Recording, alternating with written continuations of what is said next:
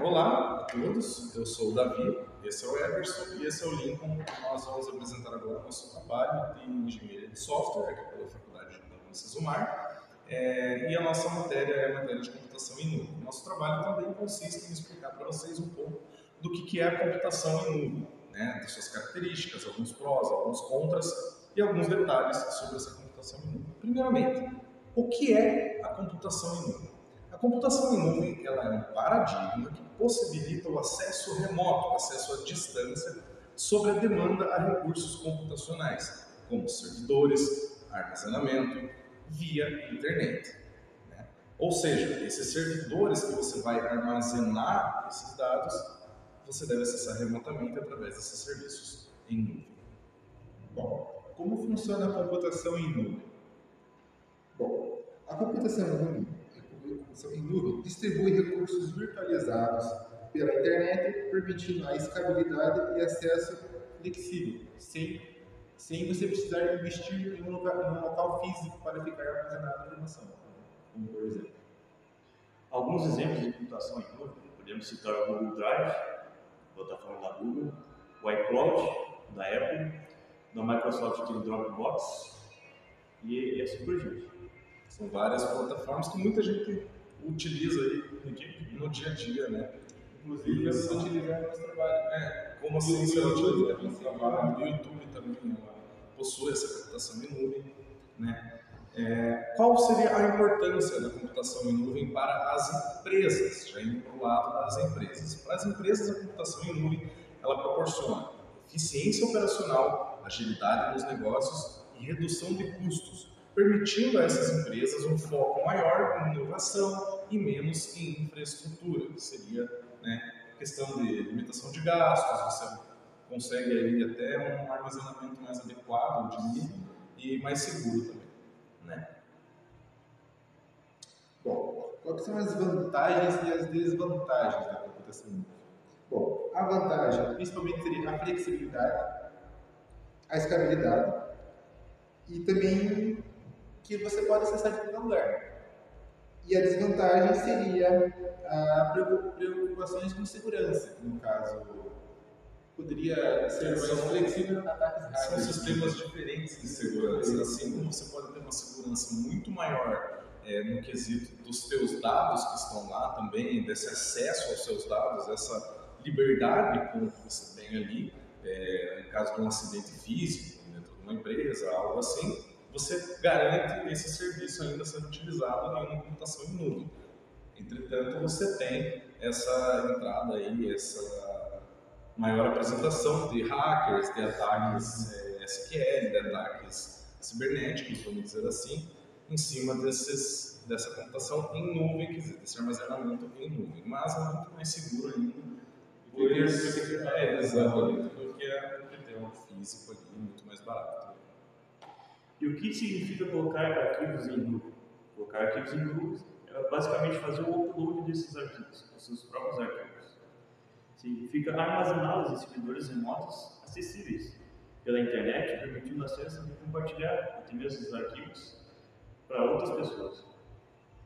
Exatamente, você tem esse compartilhamento de um arquivo que ele presencialmente talvez ele seria acessado apenas por um ou dois computadores, né, ou toda uma questão de cabeamento, toda uma infraestrutura que você demanda de gastos, você consegue ali acessar pela nuvem através de vários computadores e diversos aparelhos móveis ou físicos ou estáticos que vão ficar ali no local. Né? O que é a programação e desenvolvimento de sistemas em nuvem? A programação e desenvolvimento de sistemas em nuvem envolve a criação de aplicativos projetados para operar na nuvem, tirando proveito dos recursos e serviços disponíveis nesse ambiente. É basicamente você fazer o software, fazer uma preparação do aplicativo para que seja de acesso remoto, de acesso de armazenamento remoto. Né? Meu amigo também vai explicar o que é uma nuvem privada. O que é uma nuvem privada? É uma nuvem que ela é dedicada exclusivamente a uma organização. Supondo, a Google tem a própria nuvem dela. Ninguém mais pode acessar. A Microsoft não pode. Que seria até um exemplo das duas estruturas. Eu imagino que a Google ela pode ter a sua estrutura privada, assim como ela não libera esse acesso ao público, pois é 100% privada, como ela tem a pública, que talvez seria, a gente possa considerar os resultados das pesquisas, talvez, que deve estar em um armazenamento em nuvem privado deles, que é de acesso público. Sim.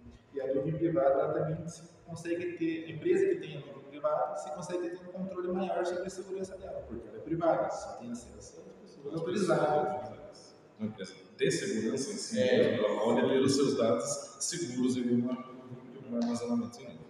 Aproveitando o gancho, o que é uma nuvem comunitária? É uma nuvem que você pode compartilhar seus arquivos com inúmeras pessoas, até mesmo dentro de organizações, que proporciona benefícios de colaboração e eficiência para toda a comunidade.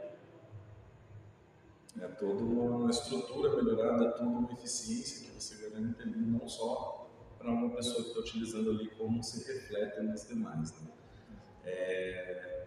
O que é o armazenamento em nuvem, ou Cloud Storage?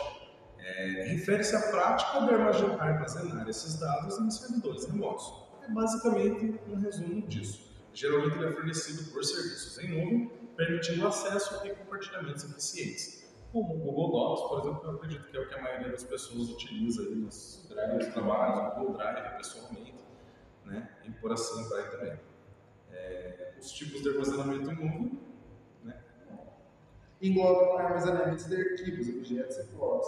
Seria o Google Docs e o Drive, o Overflow. Exatamente. Basicamente se estende dentro do mesmo ramo, então é algo que é muito correlacionado entre si. As respostas são muito correlacionadas. Agora, os tipos de serviços em nuvem que nós temos.